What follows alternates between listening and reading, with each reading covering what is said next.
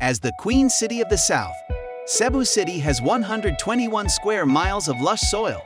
Because of its role as the landing spot of Ferdinand Magellan, the Portuguese conqueror dispatched by King Philip of Spain, Cebu City is full with Spanish and Catholic influences that may be found in every corner. Besides being a renowned cultural hub, it is also regarded as one of the top commercial districts in the Philippines, particularly when it comes to business process outsourcing.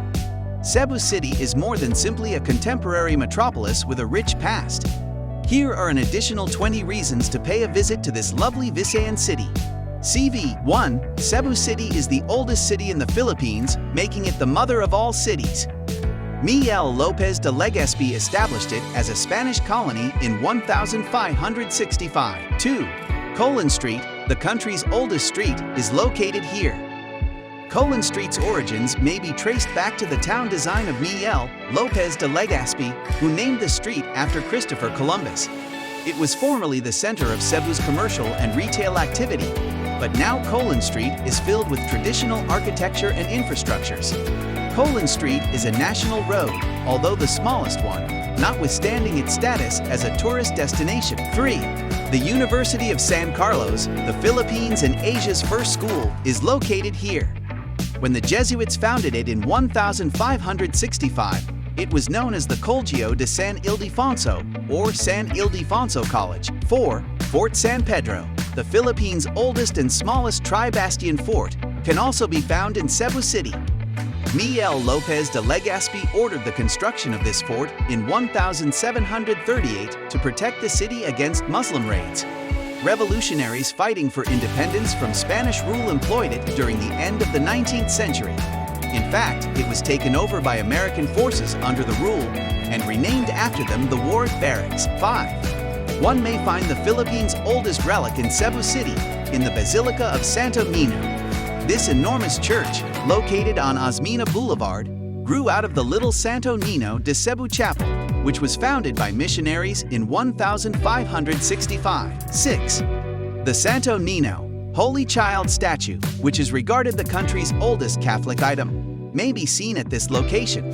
When King Humabon and Queen Juana were baptized in April 1521, Ferdinand Magellan presented this statue to them as a gift.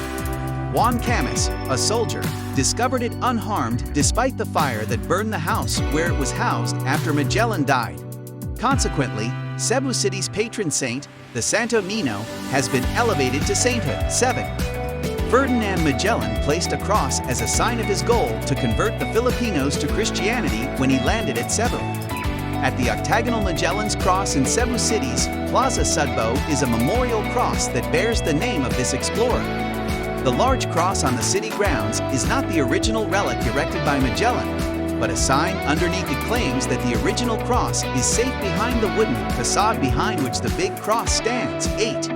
Every year on February 24th, the city commemorates the day on which Commonwealth Act No. 58 made it a charter city. Sen Vicente Rama, a former congressman from Cebu's 3rd Congressional District, introduced the legislation that made this feasible. 9. Christians hail it as the birthplace of Eastern Christianity, making it a popular starting point for missionaries throughout the continent.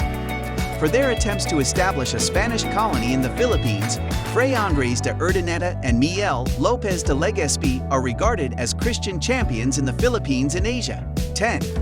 The Battle of Cebu City was fought at Cebu City, making it an important site in World War II. The Allies defeated the Japanese forces that had taken control of the port city during the battle, which lasted from March 26 to April 8, 1945. 11. Cebu City has its own Mardi Gras celebration, which takes place in January every year, the Sinulog Festival. Street parades honoring the Santo Nino are a major part of this celebration's festivities.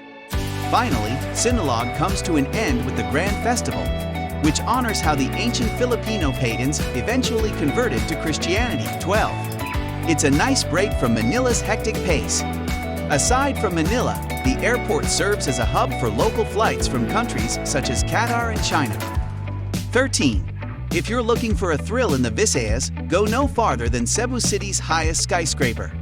Check out Crown Regency Hotel's Sky Experience Adventures if you want to put your life at risk in the city's highest skyscraper.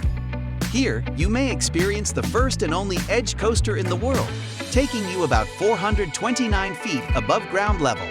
It's possible to adjust the lever and tilt the seats up to 55 degrees for an exhilarating and nerve-wracking ride. Try out the Skywalk Extreme if this doesn't suit your taste.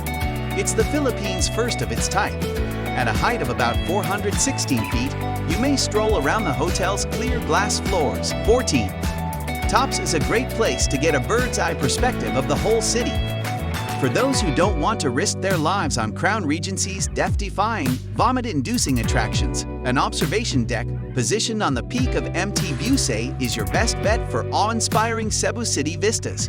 In spite of an exhausting trek, even after a jeep or cab ride to reach the summit, your worries will go away as soon as your gaze lingers on top of tops. Cebu's beautiful cityscape can be seen from a height of 6,500 feet above sea level here. 15. In addition to the mouthwatering pig meal, it's also here. Try Cebu City's world-renowned suckling pig delicacy, Cebu Lechon, in Cebu City for a culinary experience unlike any other you've ever had. If you're a fan of crispy skin and soft meat, this is the recipe for you. You don't need any additional sauce or condiment to enhance the taste of the Cebu Lechon. 16. The city of Cebu, although being a Catholic one, is also a Taoist place of worship. Visit Cebu City's Taoist Temple, which is situated in the upscale Beverly Hills suburb, to learn about Lao Tzu's teachings. Taoism has thrived in the city despite its status as the Catholic world's gateway. The 81 flights of stairs reflect the 81 chapters of Taoism texts that make up the path to the summit. Throw joss sticks and get your horoscope read at the summit for a glimpse into the future. 17. It's chock full of mind-blowing historical wonders. It's possible to go back in time at the Casa Gorordo Museum, which was formerly home to Juan Garces Gorordo, the first Cebuano bishop. One of the most beautiful examples of 19th and 20th century architecture, it was designated a historic monument in 1991. This museum, situated in Cebu City's MJ Cuenco Street, is recognized as the province's museum. The Cebu Provincial Detention and Rehabilitation Center was once housed at its present location. Before that, Katipuneros, guerrillas, and Cebu collaborators were stationed there. Despite its dark history, it is regarded as one of Cebu City's most important cultural hubs. There are 14 galleries here dedicated to displaying artifacts, pottery, paintings, and other mementos from the Queen City of the South. 18. Do you like going to haunted homes and playing golf? One of Cebu City's unique destinations, Zoomer's Indoor Black Light Miniature Golf Resort offers the best of both worlds. Golfers at this 9-hole course will be transported to the depths of the ocean, where mummies from the pharaoh's tombs may be found. As for the last 2 holes, they're decked out with a Pirates of the Caribbean motif, making for an unforgettable golfing experience. 19. The Marcelo Fernan Bridge is one of the Philippines' longest and broadest bridges, located near Cebu City. This 4,000-foot-long bridge was inaugurated in August 1999 and links Cebu Island to Mactan Island. 20. The Cebu Provincial Detention Center and Rehabilitation, CPDRC, Dancing Inmates, a YouTube hit, hail from Cebu City. Hundreds of convicts may be seen dancing to Michael Jackson's Thriller in a video that was posted online in July 2007. The CPDRC's Thriller video was rated the 6th most popular viral video of 2007 by Time magazine in December.